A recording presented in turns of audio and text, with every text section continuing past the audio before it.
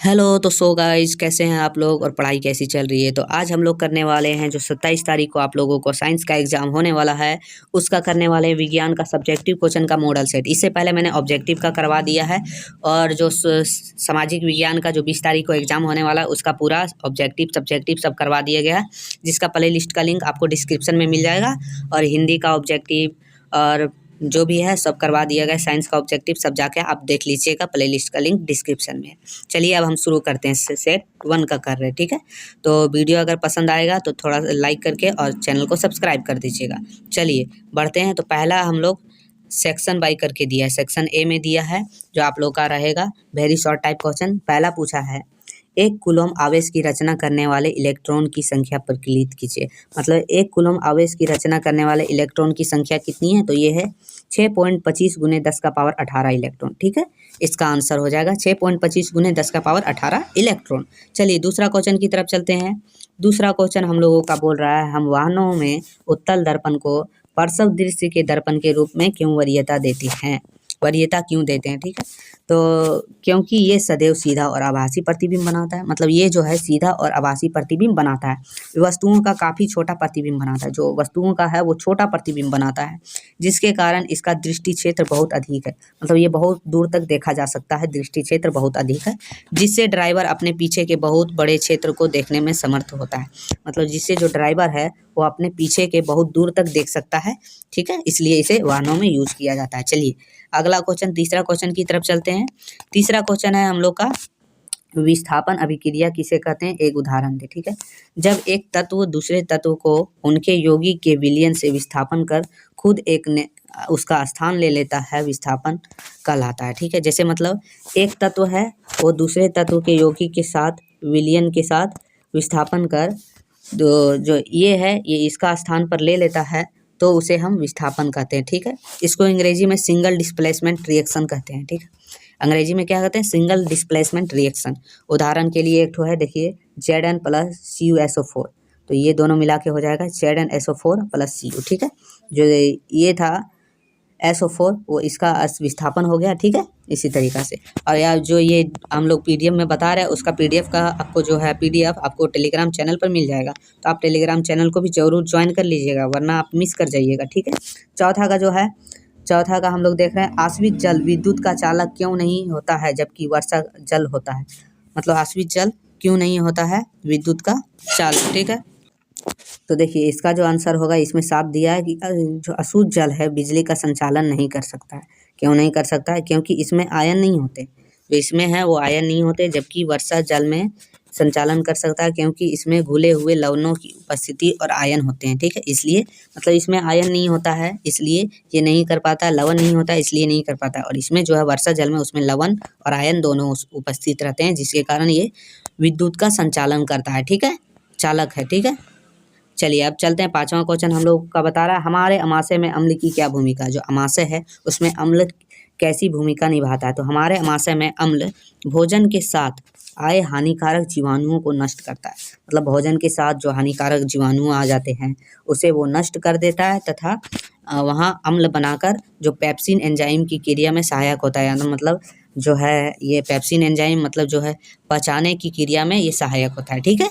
चलिए अगला है छठा क्वेश्चन, प्रतिवर्ती क्रिया और टहलने में क्या अंतर है। तो प्रतिवर्ती क्रिया मेरुरज्जु द्वारा नियंत्रित होती है, इसे हम सोच द्वारा नियंत्रित नहीं कर सकते हैं। मतलब जो प्रतिवर्ती क्रिया है ये मेरुरज्जु द्वारा नियंत्रित होती है, इसे हम अपने सोच के अंदर नियंत्रित नहीं कर सकते हैं। लेकिन जो टहलने की क्रिया है वो मस्तिष्क के द्वारा नियंत्रित होती है, मतलब दिमाग से नियंत्रित होती है, और इसे हम सोच के द्वारा नियंत्रित कर सकते हैं। अपने मन से चाहें तब इसे टहल सकते हैं या तो बंद कर सकते हैं ना। चलिए अब सातवां क्वेश्चन की तरफ चलते हैं। तो चलिए सातवां क्वेश्चन की तरफ चलेंगे हम लोग। परितंत्र क्या है, इसके मुख्य घटक के नाम तथा उदाहरण बताएं। तो परितंत्र क्या है, तो प्रकृति में जीवों के विभिन्न समुदाय एक साथ रहते हैं। मतलब प्रकृति में जीवों के जो विभिन्न समुदाय हैं अलग अलग तरह के, सब एक साथ रहते हैं और परस्पर एक दूसरे के साथ साथ अपने भौतिक पर्यावरण के साथ एक पारिस्थितिक इकाई के रूप में क्या करते हैं, तो अनुयोगी क्रिया करते हैं, इसे परितंत्र कहते हैं। मतलब सब साथ रह के जो आपस में मिलजुल कर रह के जो काम करते हैं, अपना कार्य करते हैं, उसे हम परितंत्र कहते हैं, ठीक है। तो इसके दो घटक है, क्या क्या है, पहला है जैविक और अजैविक, ठीक है। इसमें इतना ही लिखना है क्योंकि ये शॉर्ट टाइप क्वेश्चन। अब चलते हैं सेक्शन बी में, जिसमें हम लोग को ये है थोड़ा शॉर्ट टाइप, वो था वेरी शॉर्ट टाइप, ये था शॉर्ट टाइप, उसके बाद लॉन्ग टाइप में चलना। ये हम लोग का क्वेश्चन बोल रहा है, प्रकाश वायु से 1.5 अपवर्तनांक की कांच की एक प्लेट में प्रवेश करता है। ठीक है, कांच में प्रकाश की चाल कितनी है?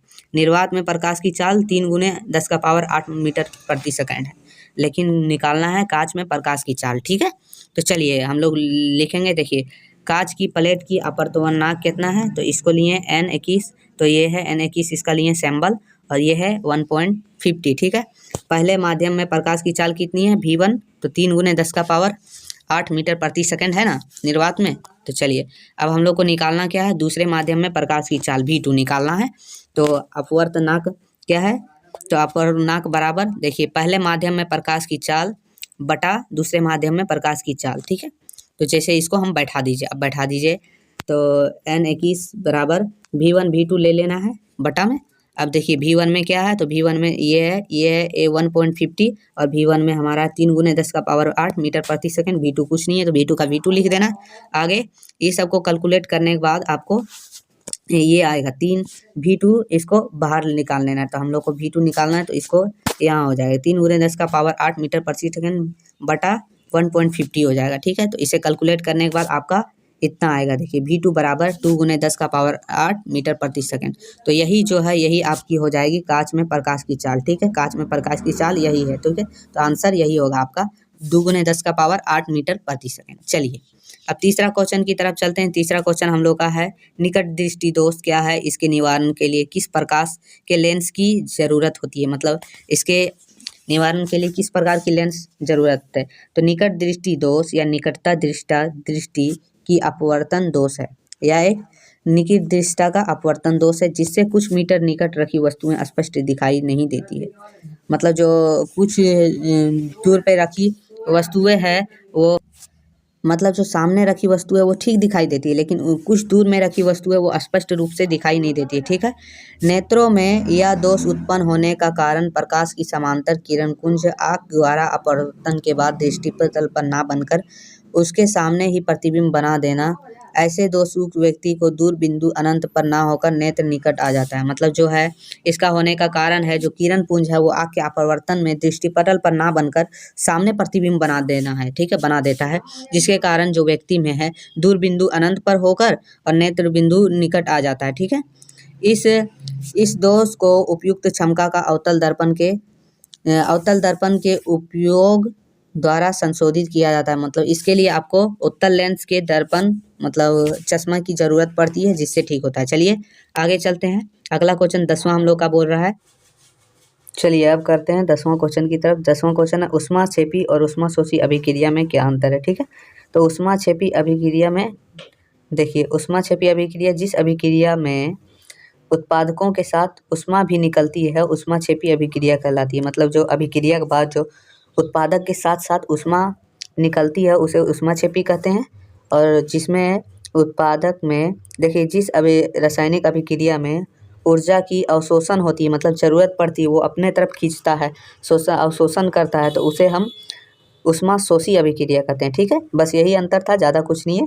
देखिए अगला है, समजातीय श्रेणी क्या है? उदाहरण के साथ बताइए। तो समजातीय श्रेणी यौगिक की ऐसी श्रेणी को कहते हैं जिनको एक सामान्य सूत्र द्वारा निरूपित किया जा सके। ठीक है, ऐसे सामान्य सूत्र में प्राय केवल एक ही प्रचल मतलब पैरामीटर होता है। उदाहरण के लिए अल्केन एक समजातीय श्रेणी है जिसमें मीथेन, इथेन, प्रोपेन, ब्यूटेन आदि यौगिक आते हैं।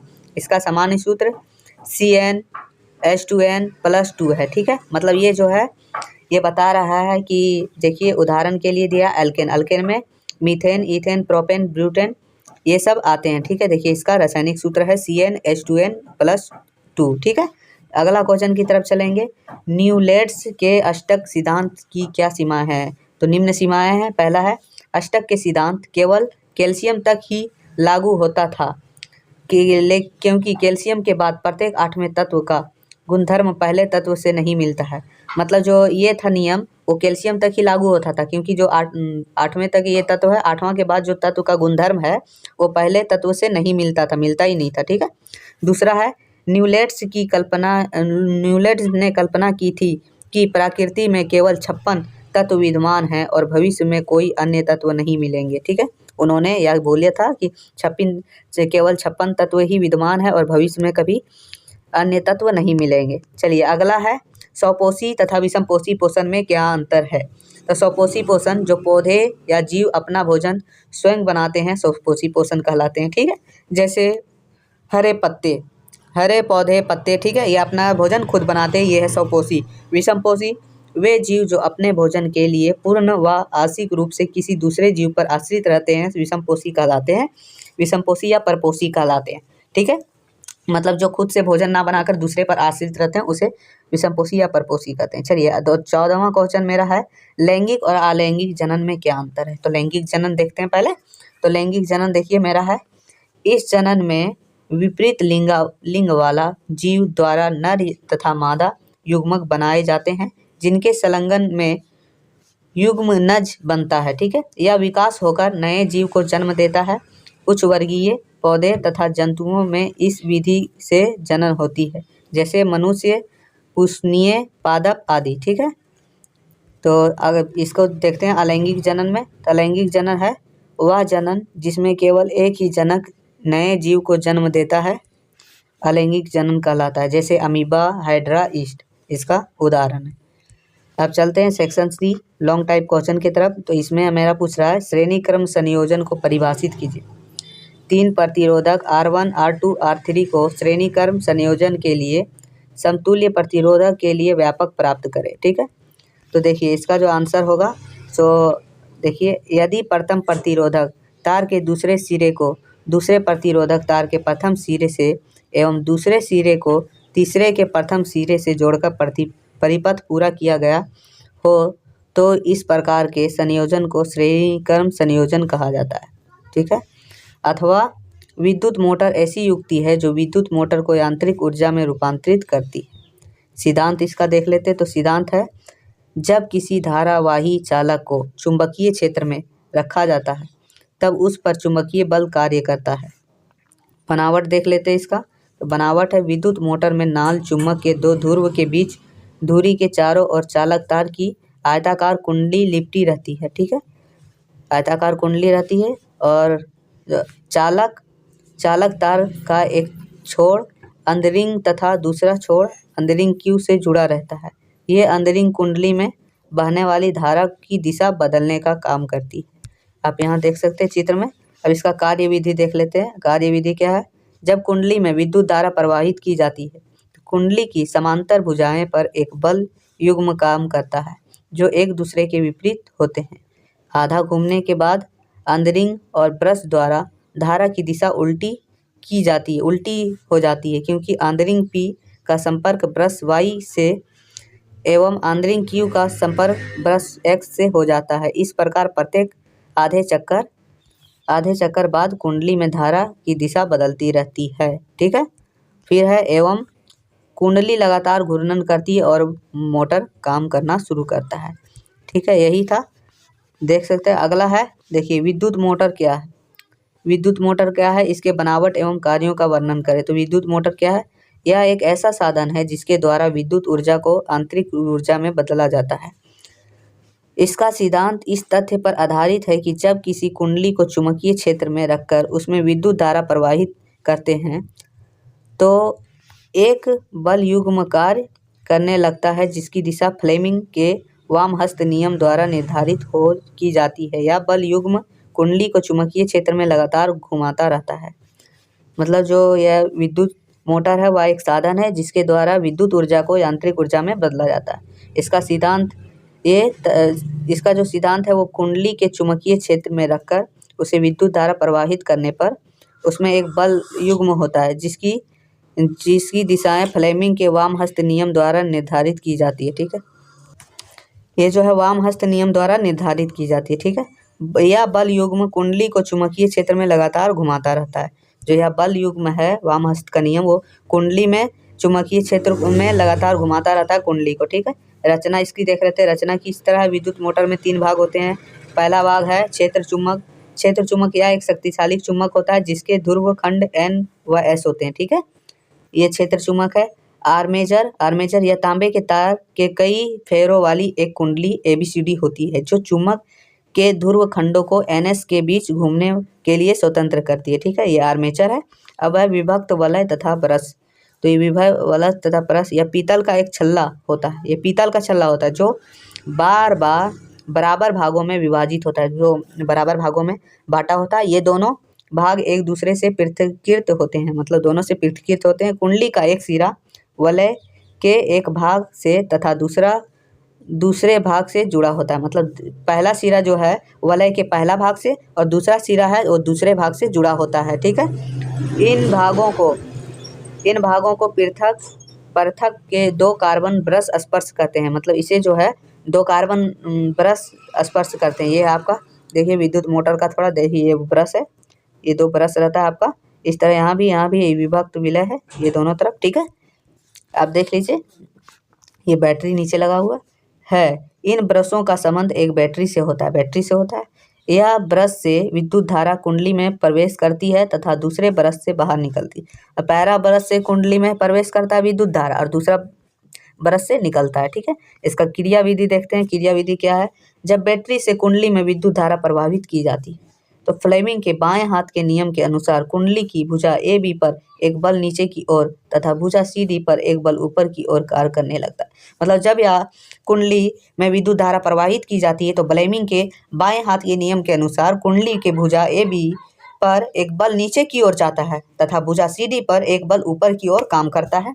इन दोनों बलों से बने बल युग्म के कारण कुंडली वामवर्ता दिशा में घूमने लगती है। मतलब इन दोनों बलों के कारण जो है कुंडली वो एंटी क्लॉकवाइज घूमने लगती है, मतलब वामवर्ता में घूमने लगती है। कुंडली के साथ उसके सिरों पर लगे विभक्त विलय के भाग भी घूमते हैं, मतलब उसके ऊपर लगे जो भाग है विभक्त हैं वो भी घूमने लगते हैं कुंडली के। ठीक है, परंतु बैटरी का ध्रुव सदैव बाएं ब्रश से कुंडली से जुड़ा रहता है, मतलब उसका जो धनात्मक ध्रुव है वो हमेशा कुंडली से जुड़ा रहता है ब्रश से, बाएं ब्रश से। ठीक है, कुंडली के बाएं ब्रश से जुड़ा रहता है और ऋण ध्रुव दाएं ब्रश से जुड़ा रहता है, अतः कुंडली उसी दिशा में घूमती रहती है। ठीक है, चलिए हो गया। अब 17वां क्वेश्चन की तरफ चलते हैं। 17वां क्वेश्चन है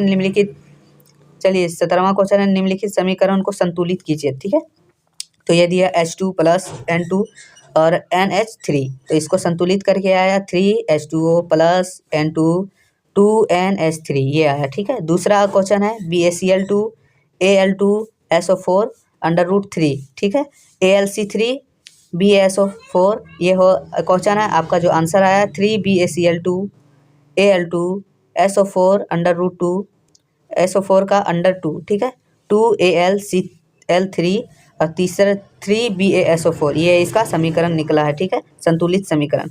सी का देखते हैं FeH2O Fe3O4 4H2। ठीक है, ये है क्वेश्चन और ये है आपका आंसर। देखिए ये है 3F4H2O Fe3O4 4H2O। इसका जो आपको PDF जो है वो टेलीग्राम पर मिल जाएगा, जरूर से जरूर डाउनलोड करके पढ़ लीजिएगा। जो चौथा का क्वेश्चन है ये आपको मिला नहीं है, अगर मिलेगा तो कमेंट में आपको पिन कर दिया जाएगा इसका आंसर। ठीक है, अभी चलते हैं पाँचवा जो है C6H12O6 + 6O2 तो बराबर 6CO2 + 6H2, तो इसका आंसर होगा 6CO2 + 6H2O + C6H2O2 + CO2, मतलब इसको उल्टा कर दिया गया है। ठीक है, चलिए अगला क्वेश्चन की तरफ चलते हैं। 18वां क्वेश्चन है मेरा। 18वां है मानव श्वसन तंत्र की नामांकित चित्र बनाइए। तो इसमें चित्र बनाना है श्वसन तंत्र का और उसमें दर्शाना है आपको। ठीक है, तो देखिए इस तरीक़ा से आपको चित्र बना लेना है मानव श्वसन तंत्र का और इसमें दर्शाना है। देखिए ये दर्शाया हुआ है, इसी तरीक़ा से आपको दर्शा देना है। श्वसन नाली फेफड़ा, नासिका, नूथने वायु, श्वसन नली, पसली। ठीक है, इसी तरीक़ा से आपको भी दर्शाना है। अब है 19वां क्वेश्चन है लास्ट, ये है आपका लिंग निर्धारण किसे कहते हैं। ठीक है, इसका तात्पर्य क्या है? मानव में बच्चे का लिंग निर्धारण कैसे होता है? तो इसका जो आंसर होगा किसी शिशु के जन्म से पूर्व उसके नर अथवा मादा होने की भविष्यवाणी करना लिंग निर्धारण कहलाता है। ठीक है, इसका पहला पॉइंट में है देखिए महिलाओं में दोनों लिंग गुणसूत्र एक ही मादा प्रकार के होते हैं, X और X। ठीक है, पुरुष में दोनों लिंग गुणसूत्र भिन्न भिन्न होते हैं, एक्स और वाई। ठीक है। तीसरा पॉइंट लिए हैं, पुरुष 2 प्रकार के शुक्राणु बराबर मात्रा में उत्पन्न करते हैं। एक प्रकार के शुक्राणुओं में एक्स गुणसूत्र होते हैं जबकि दूसरी प्रकार के वाई होते हैं। ठीक है। चौथा पॉइंट लिए हैं, महिलाएं एक प्रकार की अंडाणु उत्पन्न करती है जिसमें एक्स गुणसूत्र होते हैं। पांचवा पॉइंट है लास्ट, जिसमें हम लोगों ने लिया है, जब एक्स गुणसूत्र वाला शुक्राणु अंडे से संयोग करता है तो XX युग्मनज लड़की में विकसित होता है। छठा है, जब वाई गुणसूत्र वाला शुक्राणु अंडे को निषेचित करता है तो XY युग्मनज लड़के में विकसित होता है। ठीक है। तो ये आपका 1900 क्वेश्चन जो था वो कंप्लीट करवा दिया गया है। इसके बाद और भी करवा दिया जाएगा। तो वीडियो थोड़ा सा भी अच्छा लगा हो तो चैनल को सब्सक्राइब करके बेल आइकन को दबाना ना भूलें। फिर मिलते हैं आगे की वीडियो में, तब तक के लिए धन्यवाद।